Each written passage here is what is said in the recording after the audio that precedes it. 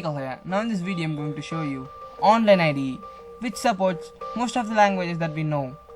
So the website is this one, repl.it. I'll keep this link in description.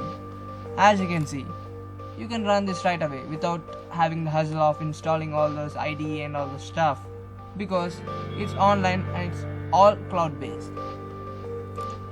So for example, let's load this one, and if we click on run, then it'll run. That's it. So that's for now guys. I'll talk to you in my next video. Subscribe if you like to watch more videos like this. If you like this video, click the like button. Thanks for watching guys. Have a nice day.